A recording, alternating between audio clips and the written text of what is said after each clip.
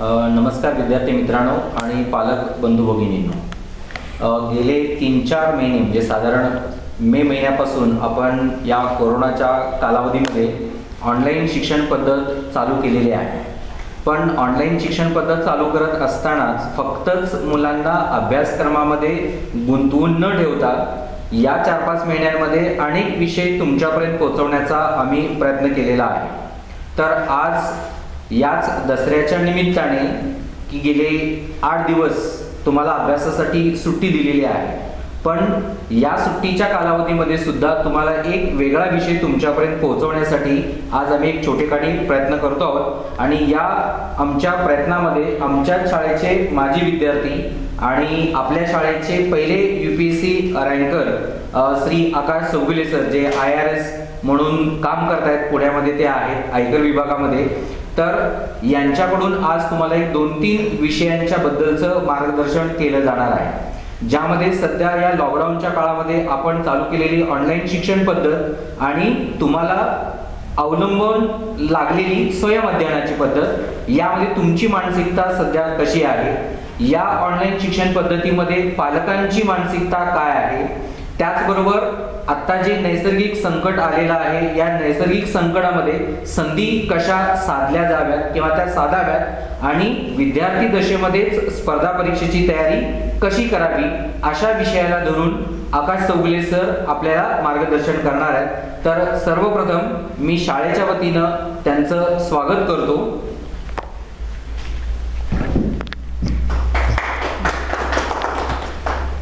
यानंतर मी आकाश चौगुले सरांना विनंती करतो की त्यांनी आपल्या विषयाची मांडणी करावी. नमस्कार विद्यार्थी मित्रांनो, शिक्षक आणि पालक वर्ग.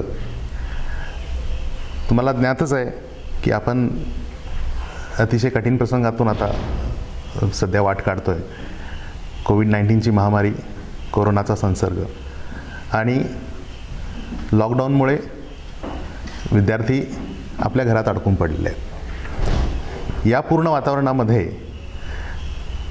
आता केवळ व्हिडिओ आणि सोशल मीडियाच्या माध्यमातून आपण एकमेकाला भेटतोय. तर शाळेकडून एक अशी कल्पना आली होती की एकंदरीत या परिस्थितीचा आढावा घेता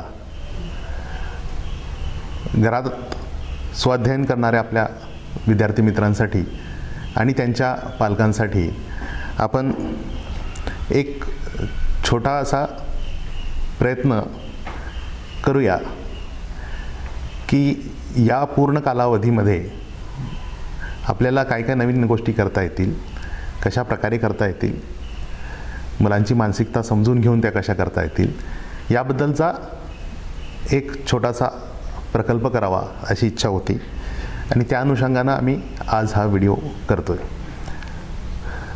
एकंदरीत या पूर्ण कालावधीमधून जे आता शैक्षणिक वर्ष यावर्षी चालू झालं होतं ते शाळेमध्ये चालू झालंच नाही, ते सगळ्यांच्या घरामध्ये चालू झालं आहे. या परिस्थितीचा पूर्ण आढावा घेता काही महत्त्वाचे मुद्दे आहेत ज्याच्यावर बोलणं गरजेचं आहे. एक तर लॉकडाऊनमधील ही नवीन आलेली शिक्षण पद्धती आणि त्यासाठी लागणारं स्वअध्ययन.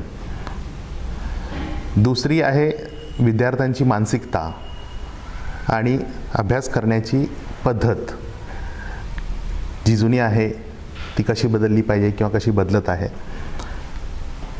तिसरा महत्त्वाचा विषय आहे की हे जे संकट आलेलं आहे या संकटामधून कशी आपल्याला संधी निर्माण करता येईल.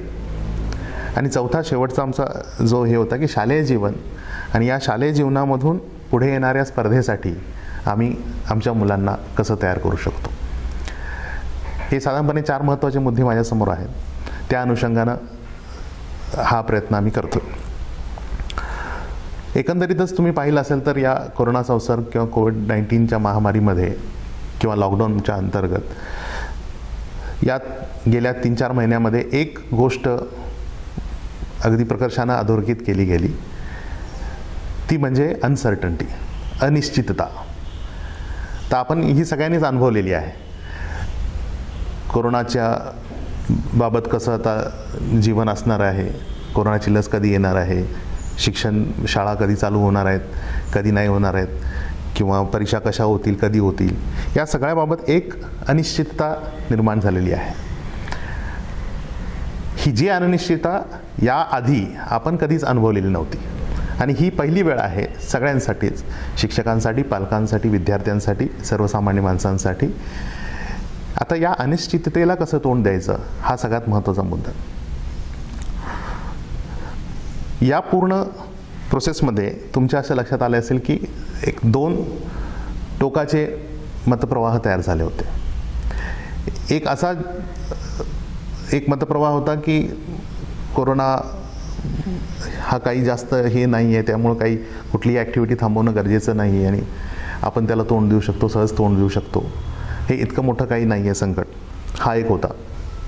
दुसरा, 2020 हे जिवंत राहण्याचं वर्ष आहे, तर तुम्ही सगळ्या ॲक्टिव्हिटी सगळ्या सोडून तुम्ही घरी बसा, स्टे सेफ आणि केवळ जिवंत राहणं हे ध्येय असलं पाहिजे यावर्षी, हाही मतप्रवाह होता. मला वाटतं की हे दोन्ही टोकाचे मतप्रवाह आहेत. याचा मध्यम मार्ग आपण कुठंतरी शोधणं गरजेचं आहे आणि तो मध्यम मार्ग शोधण्यासाठी आपल्याला मानसिकतेमध्ये बदल करावा लागणार आहे. पूर्ण या कालावधीमध्ये घरी राहणं, सुरक्षित राहणं हे जास्त महत्त्वाचं आहे. त्या व्यतिरिक्त घरी राहून आपण काय करतो यालाही महत्त्व आहे. गेले 4-5 महिने आपण जे जे काय केलं किंवा इथून पुढे जे काय करणार आहोत, आपण एकंदरीत या कालावधीमध्ये काय करतोय याचं आपल्याकडे डॉक्युमेंटेशन होणं गरजेचं आहे की आपण काय काय करतो किंवा काय काय केलं हे आपण मांडणं कुठंतरी गरजेचं आहे. तर ते मांडल्यानंतर आपल्याला त्यामधून एक वाट लक्षात येईल. हे मांडायचं कोणी आता, हा महत्त्वाचा प्रश्न आहे. तर हा मानसिकतेमधला बदल आमच्या मुलांनी आता करायचा आहे. आपण जे रोज करतो, दिवसाचे 24 तास आहेत, 24 तासातले 8 तास आपले झोपण्यात गेले, उरलेले बाकीचे तास, त्यातला बराचसा कालावधी हा पूर्वी शाळेत जायचा, 7-8 तास शाळेत येणे, यायची तयारी करणे याच्यामध्ये जायचा. पण आता तो पूर्ण कालावधी आपला घरात जातो. तर उरलेला वेळ एकंदरीतपणे आपण कसं घालवतो याचं सुरुवातीला आपण डॉक्युमेंटेशन करणं गरजेचं आहे की गेला 1 आठवडा असेल की आपण काय काय केलं प्रत्येक दिवशी, हे लिहून ठेवायचं. कारण ह्या प्रत्येक जो वेळ चाललेला आहे हा आपल्या आयुष्यातून निघत चालला आहे, तो परत येणार नाही. हा जेव्हा मानसिकतेमध्ये बदल होईल त्यावेळेला हळूहळू मला वाटतं ही पहिली पायरी असेल स्वअध्ययनाकडे. कारण आता कुणी आपल्याला अभ्यास करा किंवा कुणी आपल्याला हे करा ते करा असं सांगण्यापेक्षा आपण या वेळेमध्ये काय करू शकतो, आपली किती कॅपॅसिटी आहे, त्या पद्धतीनं आपण ते टाईम टेबल आखून त्या पद्धतीनं सुरुवात करणं गरजेचं आहे. हा पहिला मानसिकतेचा बदल. हा पूर्ण आपण पुढे येणाऱ्या प्रत्येक मुद्द्यामध्ये हा अपेक्षित आहे. संकटातून संधी जे आपण म्हणतो ते दाखवण्याचा हा कालावधी आहे. तुम्हाला असं लक्षात आलं असेल की लॉकडाऊनच्या काळामध्ये बऱ्याच लोकांनी एक मार्ग पत्करला की आपण घरी राहू आणि बाकी सगळे आपले कामधंदे बंद केले. या व्यतिरिक्त काही दुसऱ्या लोकांचा दुसरा अप्रोच होता. तर त्यांनी हा दुसरा अप्रोच घेतला, to give the best in whatever situation you are. म्हणजे तुम्हाला असं लक्षात आलं असेल की सडनली बऱ्याच लोकांनी सॅनिटायझर मॅन्युफॅक्चर करायला सुरुवात केली, बऱ्याच लोकांनी मास्क बनवायला सुरुवात केली. या लोकांनी हा अप्रोच घेतला कारण त्यांना कळलं की हे संकट जरी असलं तरी त्याच्यामध्ये आपल्याला एक संधी आहे. तुम्ही आजकाल जर टी व्हीवर ॲडव्हर्टाईज बघत असाल तर प्रत्येक गोष्ट, प्रत्येक प्रोडक्टची ॲडव्हर्टाईज ही कशी केली जाते ते थोडं लक्षपूर्वक पहा. ती ॲडव्हर्टाईज जी आहे ती आता कोरोनाच्या संदर्भात केली जाते. प्रत्येक इव्हन पेंटची ॲडव्हर्टाईजसुद्धा अशी केली जाते की ते व्हायरसला मारतं किंवा लोक हे संधी शोधत आहेत की या संकटामध्ये आपण कशी संधी शोधायची. आणि हे पूर्ण जगामध्ये चालू आहे. हे शैक्षणिक स्तरावर सुद्धा झालं पाहिजे. विद्यार्थ्यांनी या संकटाचा आणि लॉकडाऊनचा फायदा उठवणं जास्त गरजेचं आहे, जे तुम्हाला आता शक्य आहे. समजा ते गेल्या 4-5 महिन्यात कदाचित झालं नसेल तर आत्ता आजपासून त्याची गोष्टीची सुरुवात करता येईल. शाळेमध्ये जेव्हा आपण शिकत असतो तर शाळेमध्ये शिकवायची जी पद्धत आहे, अध्यापनाची जी पद्धत आहे, तर ती सर्वसाधारणपणे सरासरी पद्धत आहे. सरासरी पद्धत म्हणजे की जो विद्यार्थी खूप चांगला, ज्याचं अध्ययन चांगलं आहे, ज्याला आपण ग्रास्पिंग म्हणतो त्याचं चांगलं आहे, तो खूप लवकर त्याला कळतं. ज्याचं ग्रास्पिंग खूप स्लो आहे, ज्याला कमी ग्रास्प होतं, त्याला हळू शिकायला मिळतं. पण या दोघांची सरासरी काढून एका मध्यम पातळीमध्ये अध्यापन केलं जातं. त्यावेळेला बऱ्याच वेळेला काय होतं की आपण शाळेमध्ये असताना जे हुशार विद्यार्थी असतील, ज्यांचं ग्रास्पिंग जास्त चांगलं आहे, ज्यांना लगेच समजतं, त्यांना बऱ्याच वेळेला वाटतं की आपल्याला रिपिटेशन होतं आहे, आपल्याला हे ऑलरेडी कळलेलं आहे आणि तरीसुद्धा आता याच्यामध्ये परत ते सांगितलं जातं. अशा विद्यार्थ्यांना हा फायदा आहे आता, कारण आता शाळेमधून शिकवलं जात नाही. म्हणजे जे अध्यापन पूर्वीचं व्हायचं त्या व्यतिरिक्त आता आपण अध्ययनकडे जातो. स्वाध्याय म्हणजे तुम्ही शिकायचं. तर या सगळ्या मुलांना ज्यांचं ग्रास्पिंग खूप चांगलं आहे त्यांना त्यांचा आत्ताचा सिलेबस खूप लवकर पद्धतीनं कंप्लीट करता आहे. आणि तो फक्त कंप्लीट नाही करता येणार, तर त्याच्या व्यतिरिक्त जे अवांतर वाचन त्या प्रत्येक टॉपिकशी निगडीत आहे ते त्यांना करता येईल. ते जर संपलं असेल तर त्याच्या व्यतिरिक्त जी पुस्तकं आहेत ती सुद्धा त्यांना अभ्यासाला आता संधी आहे. ह्याच्यामध्ये एक छोटीशी ट्रिक करता येईल म्हणा, की एकंदरीत आपल्याला सवय अशी असते की आपण हे पुस्तक झालं, या वर्षीचं एखाद्याचं पुस्तक वाचून संपलं तर मी पुढच्या वर्षीचं पुस्तक घेतो किंवा पुढच्या इयत्तेचं. मी आता 8वीला असेल तर माझं 8वीचं पुस्तक वाचून संपलेलं आहे, मी 9वीचं पुस्तक घेतो. यापेक्षा माझं असं सजेशन राहील उलटं, की ज्यांचं 8वीचं वाचून झालेलं आहे त्यांनी आपली जुनी पुस्तकं काढावीत. 5वी 6वी 7वी जे आपण शिकत आलो ती जुनी पुस्तकं काढावीत आणि त्या पुस्तकामधलं आपल्याला अजून काय काय येतं, त्या पुस्तकामध्ये त्यावेळेला मला काही कळलं नव्हतं जे आत्ता मला कळतं का, किंवा त्या पुस्तकातले प्रश्न त्यावेळेला मला अवघड जात होते ते आता किती सोपे जातात हे बघता येईल. तर हा एक गमतीचा भागही आहे. आणि आपण जे आधी शिकलेलो आहेत ते आपण विसरलो तर नाही हे चेक करण्याची ही आपल्याकडे आता संधी आहे, जी इतर वेळेला समजा शाळा रेग्युलर चालू असेल त्यावेळेला शक्य नव्हतं, आता ते बऱ्या अर्थी शक्य आहे. ज्या विद्यार्थ्यांचं ग्रास्पिंग थोडं कमी आहे, ज्यांना लगेच समजता येत नाही, त्यांची वर्गामध्ये थोडी कुचंबना होते, कारण वर्ग हा अतिशय कमी वेळेचा असतो आणि त्या वेळेमध्येच ते अध्ययन केलं जातं. आता तो वेळ तुमच्याकडे दुप्पट आहे, तर त्या दुप्पट वेळामध्ये तुम्हाला 2-3 वेळा ते वाचता येऊ शकतं आणि आपल्याला समजून घेता येऊ शकतं. महत्त्वाचं म्हणजे लॉकडाऊनमध्ये जर तुम्ही पाहिलं तर बरेचशी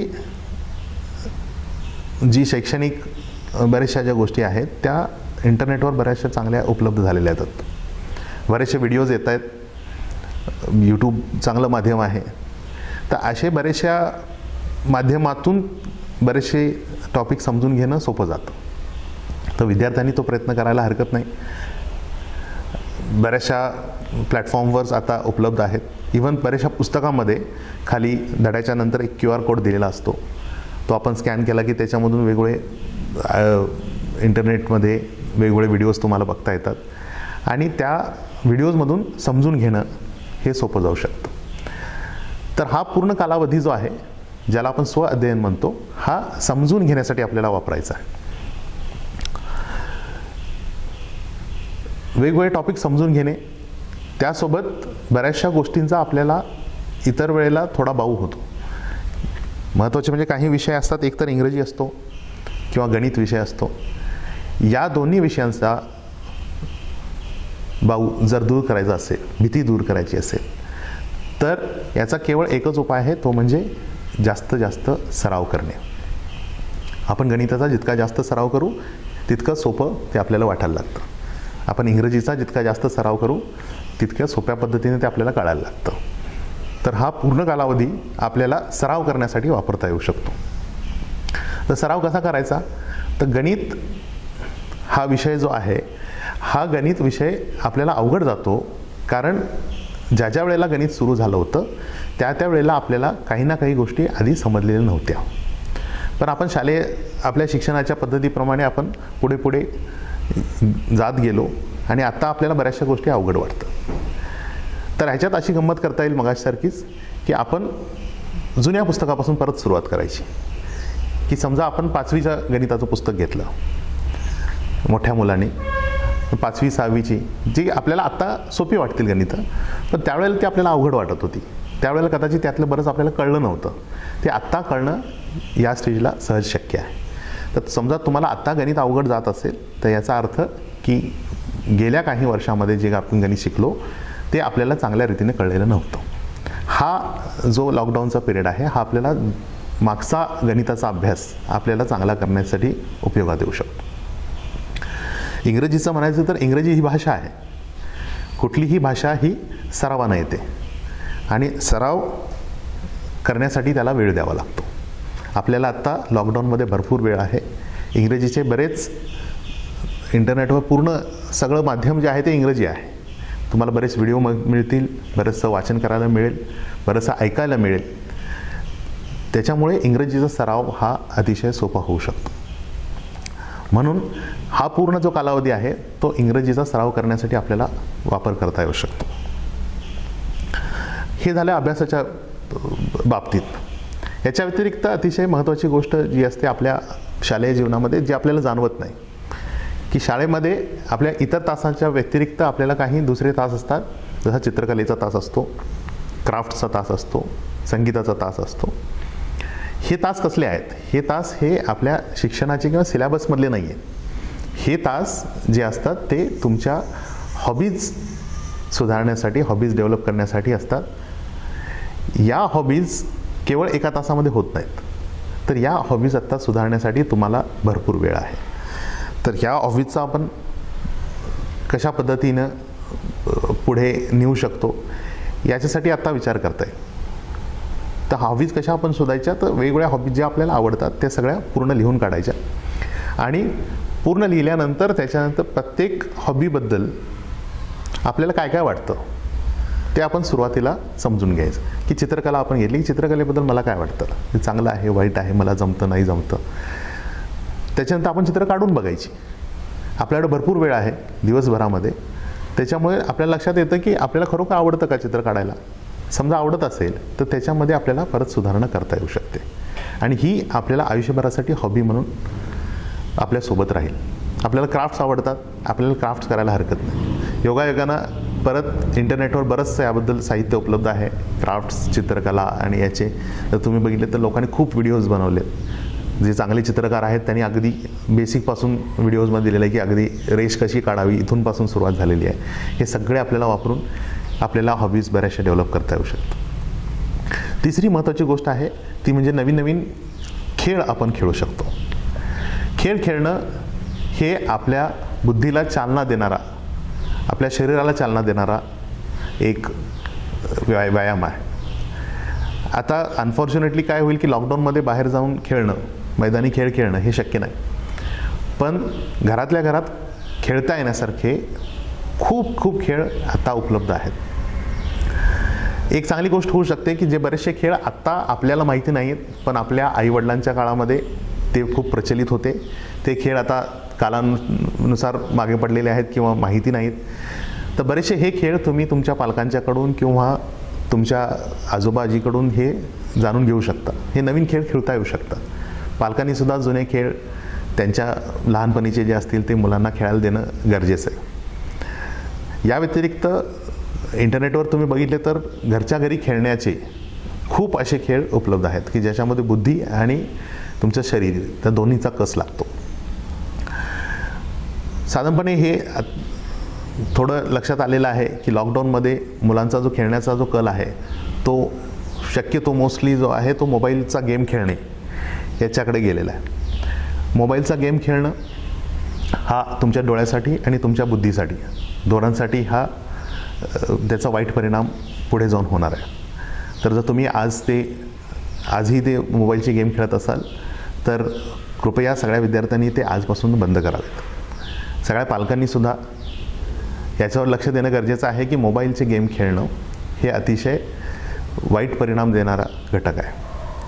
मोबाईलमध्ये समजा जर खूप अवघड होत असेल यापासून अलिप्त राहणं, तर लॅपटॉपमध्ये किंवा मोबाईलमध्ये काही गेम खेळता येऊ शकतात जे खास मुलांसाठी त्यांनी बनवलेले आहेत. म्हणजे वेगवेगळे पझल्स असतात, छोटे क्विज इंग्लिशचे आलेले आहेत, किंवा वर्ड फॉर्मेशनचे बरेचसे गेम आहेत की वेगवेगळे तुम्हाला अक्षरं दिली जातात आणि त्यातून तुम्ही शब्द तयार करायचा आहे, किंवा वेगवेगळे पझल दिले जातात की ते पझल तुम्हाला सोडवायचं आहे. अशा पद्धतीचे गेम खेळणं हे योग्य होऊ शकेल. पण या व्यतिरिक्त कुठलाही गेम ज्याच्यामध्ये खूप जास्त ग्राफिक्स आहेत, खूप मोठा आवाज आहे, खूप रंगीबेरंगी कलर्स येतात, किंवा ज्याच्यामध्ये बंदुका गोळ्या चालू आहेत आणि युद्ध होत आहेत, असे गेम खेळणं हे मुलांच्या मानसिक दृष्टीनं योग्य नाही आहे. तर याच्यामध्ये पालकांना एक विनंती असेल की त्यांना मुलांना जो गेम खेळायचा आहे तो पालकांनी स्वतः पहिला बघावा मोबाईलमध्ये की काय आहे त्या गेममध्ये, आणि त्याच्यानंतरच मुलांना ते द्यावं.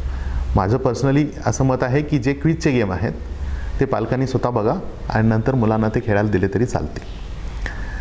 पण या मोबाईलच्या गेमलासुद्धा एक वेळेचं मर्यादा असते, कारण मोबाईलच्या मधून प्रकाश जो येत असतो तो मुलांच्या डोळ्यांना हानिकारक आहे. म्हणून त्याचासुद्धा वेळ ठरवून दिला तर योग्य होईल. तर मुलांच्यासोबत बसून तुम्ही ठरवायचं आहे की किती वेळ तुम्ही हा गेम खेळणार, आणि त्यानुसार मग तो गेम खेळायला द्यायला हरकत नाही. अशा प्रकारचे नवीन नवीन खेळ आपल्याला खेळता येतील. हे खेळ फक्त आपण टाईमपास म्हणून खेळत नाही आहे, हे लक्षात असू द्या. हे गेम जे आपण खेळतोय तर ह्याच्यामधून आपल्या बुद्धीचा विकास होणं गरजेचं आहे. आपल्या स्वअध्ययनाला यातून मदत मिळणं गरजेचं आहे. आपण असेच खेळ निवडले पाहिजेत की ज्याच्यामधून आपल्याला स्वअध्ययन, आपला विकास होऊ शकेल. याच्या व्यतिरिक्त नवीन जी आता शिक्षण पद्धती चालू झालेली आहे त्याचा उपयोग मला वाटतं आता सर्वजण करत आहेत. ऑनलाईन लर्निंग मॉड्यूलचा वापर जो आहे, यूट्यूब किंवा विकिपीडिया. तर यूट्यूब हे ऑडिओ व्हिज्युअल माध्यम आहे, तर ह्याच्यामध्ये बऱ्याच लोकांनी चांगले व्हिडिओज टाकलेले आहेत. हे व्हिडिओजसुद्धा पहिल्यांदा तपासणं गरजेचं आहे, ते किती योग्य आहेत, ते किती खरे आहेत, त्याची माहिती किती बरोबर आहे हे बघून नंतर ते व्हिडिओज बघणं हे गरजेचं आहे. याच्या व्यतिरिक्त विकिपीडिया नावाचं एक इंटरनेटचं पेज आहे की ज्याच्यामध्ये तुम्हाला जगातल्या प्रत्येक गोष्टीचा अगदी डिटेलमध्ये त्याच्यामध्ये बऱ्याचशा गोष्टी लिहिलेल्या असतात. आपल्याला आवडीचं एखादं क्षेत्र तुम्ही घेऊ शकता आणि त्याच्याबद्दल विकिपीडियामध्ये जाऊन अभ्यास करणं अपेक्षित आहे. तर ह्या नवीन ऑनलाईन पद्धतीमधून एक तुम्हाला गोष्ट अधोरेखित करता येईल की ह्या सगळ्या ज्या गोष्टी आहेत त्याच्यामध्ये कुणी शिकवत नाही आहे. याच्यामध्ये मुलं ही ग्राह्य घेतात, मुलं ही अध्ययन करतात. यालाच आम्ही आता स्वयं अध्ययन असं म्हणतो. स्वयं अध्ययनाची सुरुवात ही कोविड या निमित्तानं झालेली आहे, हे चांगलंच आहे. पण आता ते सिस्टमॅटिकली आपण कसं करावं याबद्दल थोडंसं लक्ष देऊया. आतापर्यंत जे सगळे आम्ही हे सांगितले, जे प्रयोग करायचे आहेत या प्रत्येक प्रयोगाचं डॉक्युमेंटेशन झालं पाहिजे. डॉक्युमेंटेशन म्हणजे काय, तर तो लिहून ठेवणं गरजेचं आहे. दिवसातून मी समजा 16 तास मी बसलेलो आहे, तर 16 तासाच्या प्रत्येक तासामध्ये मी काय केलं याचं लिखित स्वरूपात असणं गरजेचं आहे. त्याला वेळ काळ काही नसते, म्हणजे त्याला वेळ ठरवणं हे चुकीचं आहे. म्हणजे रोज मी 4 वाजता मी मोबाईलचा एक गेम खेळेल, किंवा रोज संध्याकाळी 6 वाजता मी चेसचा गेम खेळेल, हे म्हणणं चुकीचं आहे. तो वेळ तसा देणं ते चुकीचं आहे. कारण वेळ, आपली इच्छा ही वेळ बघून होत नाही. मला आता खेळायची इच्छा झालेली आहे किंवा मला अभ्यासाची इच्छा झालेली आहे, तर दिवसातून तो तुम्ही कधीही करू शकता. फक्त त्याचं लिहिणं गरजेचं आहे. लिहिल्यानं काय होईल की लिहिल्यानं एका आठवड्यात तुम्ही जर पूर्ण त्याचा आढावा घेतला तर तुमचं असं लक्षात येईल की बराचसा वेळ माझा कुठे गेलेला आहे. त्याच्यानंतर मग त्या पुढच्या आठवड्यामध्ये आपल्याला ती सुधारणा करता येऊ शकते. स्वअध्ययनाचा सगळ्यात महत्त्वाचा पाया जो असतो तर तो असतो स्वयंशिस्त. त्याला आपण सेल्फ डिसिप्लिन असं म्हणतो. कारण इथे तुम्हाला ओरडायसाठी किंवा अभ्यासाला बसवण्यासाठी किंवा सांगण्यासाठी शिक्षक नसतात. हे आपण स्वतः समजून घेऊन तुमचा जो कॉन्शियस आहे, तुमची सारासार विवेकबुद्धी जी आहे हीच तुमच्यावर लक्ष ठेवणार आहे. त्यासाठी आम्ही आता याला म्हणतो स्वयंशिस्त. आपण स्वतःवर एक शिस्त घालून द्यायची की मी दिवसभरामध्ये साधारणपणे इतका वेळ याला दिलेला आहे, इतका वेळ याला दिलेला आहे, आणि तो तशा पद्धतीनं मी घालवणार आहे. लॉकडाऊन म्हणजे मुलांसाठी सुट्टी आहे असं जर तुम्हाला वाटत असेल तर ते चुकीचं आहे. सुट्टी जी होती 2 महिन्याची ती ऑलरेडी संपलेली आहे. आता नवीन पूर्ण अर्थानं शैक्षणिक वर्ष चालू झालं आहे. हे पूर्ण वर्ष शैक्षणिक वर्ष म्हणूनच आपल्याला त्याकडे बघायचं आहे. शाळा चालू आहे पण शाळेमध्ये येणं अजून अपेक्षित नाही आहे. ज्या वेळेला शाळेमध्ये मुलं यायला सुरुवात होईल त्याप्रमाणे आपण कदाचित पुन्हा आपल्या रेग्युलर रुटीनला जाऊ. पण तोपर्यंत जी आहे ती शाळा चालूच आहे. फक्त आता माध्यम बदललेलं आहे. शिकण्याचं माध्यम बदललेलं आहे. शिकवण्याचं माध्यम बदललेलं आहे. आणि त्याच्यामुळे जास्तीत जास्त विद्यार्थ्यांना हे आता समजून घेतलं पाहिजे की स्वयंअध्ययन जे आपण म्हणतो त्याच्यासाठी स्वतःला शिस्त लावणं ही पहिली गरज आहे. त्याच्याबरोबरच त्यांची दुसरी जबाबदारी आहे ती त्यांच्या पालकांची. बऱ्याच वेळेला विद्यार्थ्यांना स्वतः समजत नाही किंवा त्यांचं वय नसतं समजण्याचं की ही गोष्ट बरोबर आहे, ही चुकीची आहे, किंवा या गोष्टीला आपण जास्त वेळ देतो, या गोष्टीचा जास्त विचार करतो. या गोष्टी समजणं हे शक्य होत नाही. त्यावेळेला पालकांनी त्यांना समजून देणं हे गरजेचं आहे. त्यांनी फक्त आता त्यांना ती जाणवून जरी दिली तरी मुलं आपल्या आपण ती शिकून घेतील. पण पालकांनी त्याच्यामध्ये स्वतः इंटरफेअर न करता फक्त लांबून त्यांच्यावर लक्ष ठेवणं गरजेचं आहे. स्वयंअध्ययनाचा अर्थ हा विद्यार्थ्यांनी स्वतः अध्ययन करणं हे अपेक्षित आहे. पालकांनी ते विद्यार्थ्यांच्यासाठी करणं हे अपेक्षित नाही आहे. पालक त्यांच्या आजूबाजूला बसू शकतात, बसून त्यांचं ऑब्झर्वेशन करू शकतात, त्यांना कुठे चुकत असेल त्याची जाणीव करून देऊ शकतात. पण पालकांनी स्वतः करणं हे अपेक्षित नाही आहे. जे पूर्ण शैक्षणिक वर्षाचं जे सगळं काम आहे किंवा जे आत्ता आम्ही पूर्ण ॲक्टिव्हिटीज सांगितल्या त्या सगळ्या विद्यार्थ्यांनी स्वतः करणं हे अपेक्षित आहे. पालकांनी फक्त याच्यामध्ये मार्गदर्शन म्हणूनच काम करायचं आहे. त्यानंतर चौथा महत्त्वाचा एक मुद्दा जो मला आत्ता याच्यामध्ये सांगायचा होता की ज्याची आपण सुरुवातच या सेशनची याच्यातून केली की अनिश्चितता, अनसर्टन्टी जी निर्माण झालेली आहे. बऱ्याच जणांना या अनिश्चिततेचं भय वाटतं किंवा अनसर्टन्टीची भीती वाटायला लागते की याच्यासाठी, कारण माणसाचं साधारणपणे निसर्गतः वाढ अशी झालेली आहे की आपल्याला एखादी गोष्ट निश्चित असली की आपल्याला ते बरं वाटायला लागतं. पण वर्षानुवर्षे बऱ्याचशा अशा गोष्टी होत येतात आणि मग त्या निश्चित होत जातात.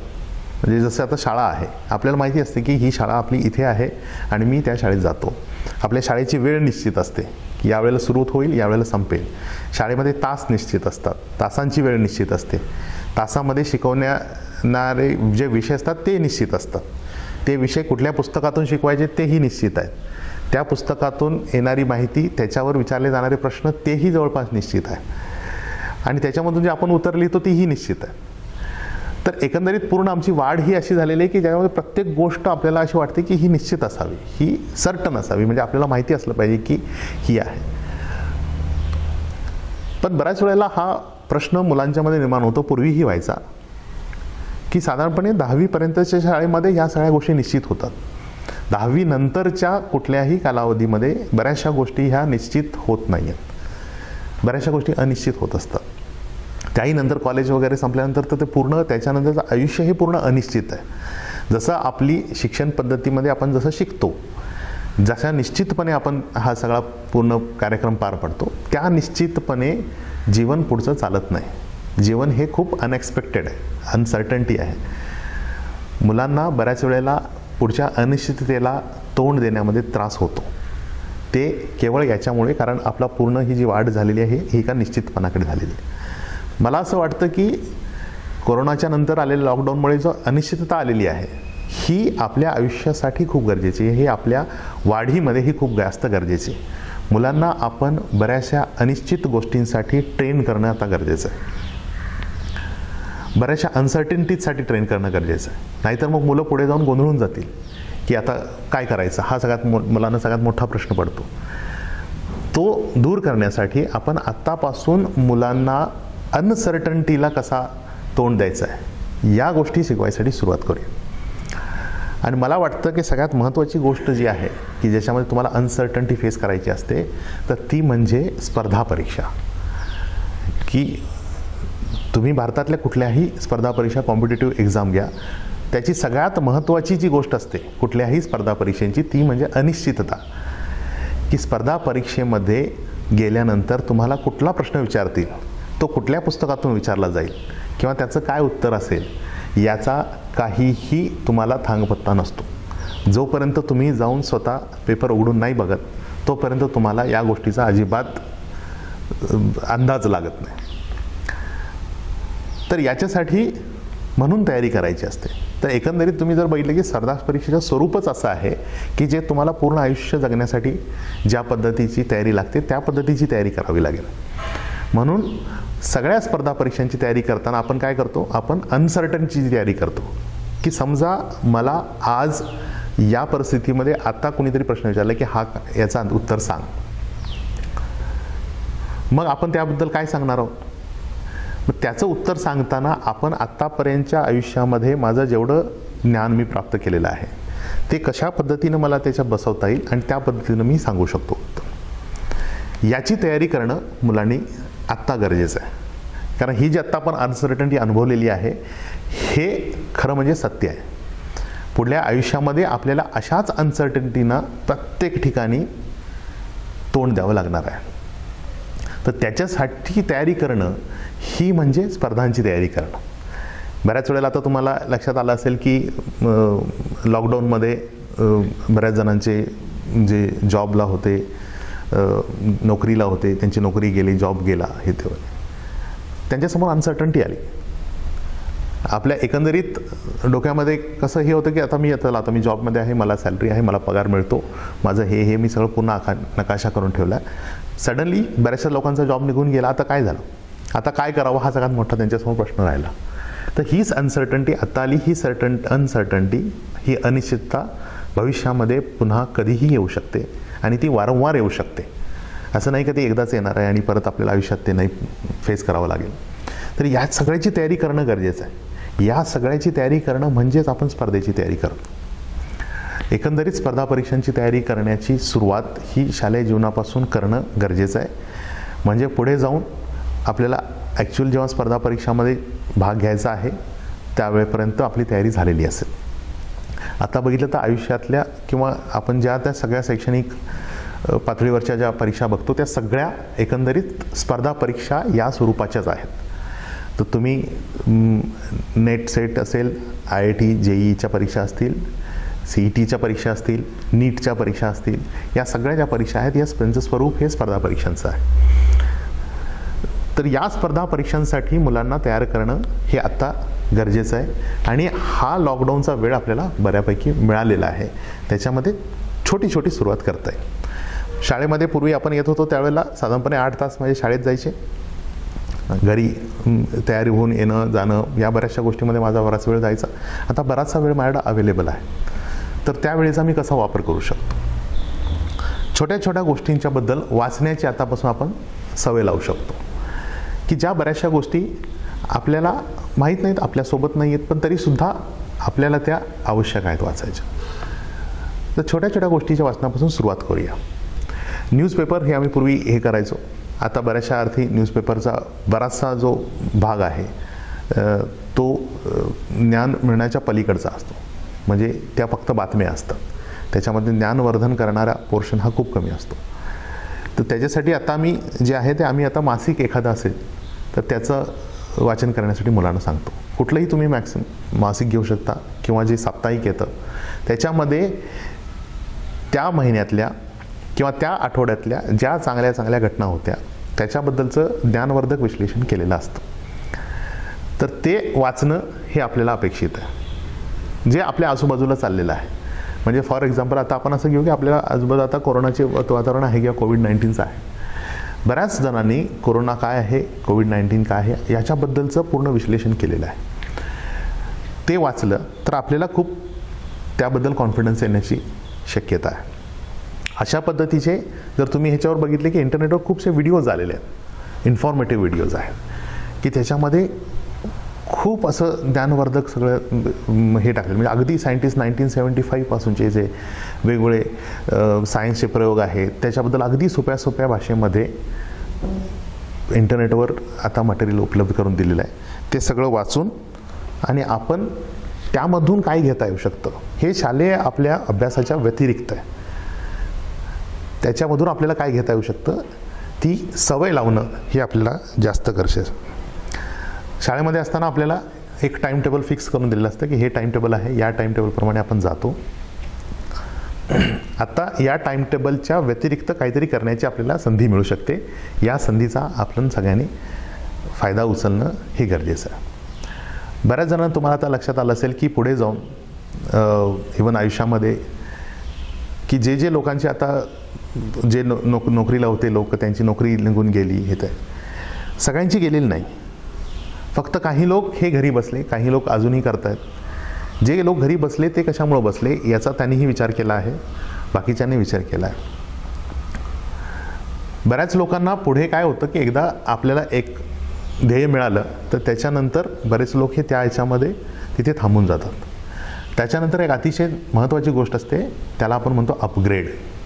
म्हणजे जे स्वतःचं ज्ञान आहे ते त्याच्यापेक्षा आपण वरच्या पातळीवर कसं जाऊ शकतो याचा प्रयत्न करण्यात राहणं गरजेचं आहे. जे लोक ते करत नाही ते त्या पातळीवर थांबतात आणि मग त्यांना त्याचा परिणाम भोगावा लागतो. मुलांनाही हे अपेक्षित आता आहे की त्यांनी स्वतःचं ज्ञान हे अपग्रेड करणं गरजेचं आहे. तुम्हाला वाटत असेल की ओके, मला हाच पूर्ण समजलेला आहे, पूर्ण आता हे झालेलं आहे, पूर्ण टॉपिक मला समजला, पण आता याच्या पुढचं काय, याच्या पुढे मला माझं नाव कसं अपग्रेड करता येईल, नॉलेज कसं अपग्रेड करता येईल याबद्दल ध्यान देऊन त्या अनुषंगानं प्रयत्न करणं हे आत्ता महत्त्वाचं आहे. एक चांगली गोष्ट आपल्यासाठी आत्ता झालेली आहे की ते म्हणजे आपल्याला खूप वेळ मिळतो आहे.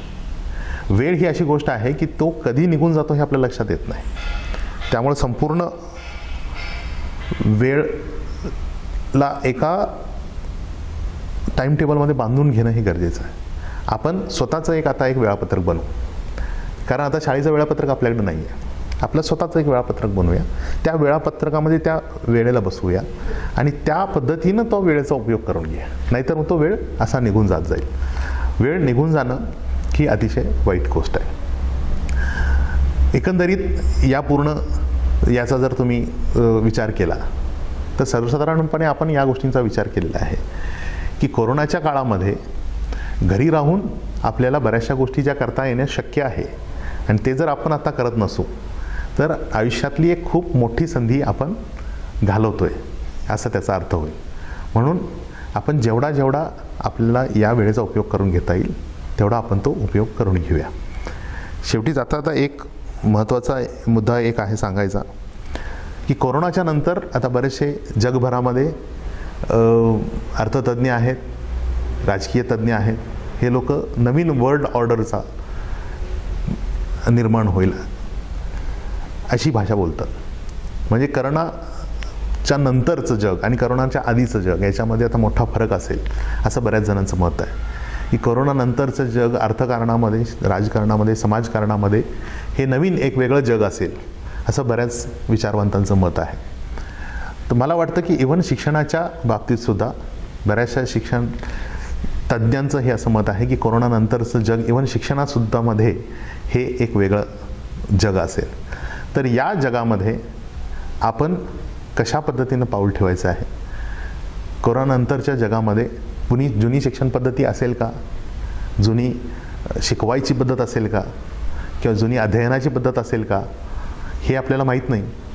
पण नक्कीच त्याच्यामध्ये बदल होणार आहे आणि हा बदल जर आपल्याला सहजपणे पचवायचा असेल तर आत्तापासूनच या सगळ्या गोष्टींची आपल्याला सवय लावण्याची गरज आहे आणि ती सवय आपण आत्तापासून लावून घेऊ.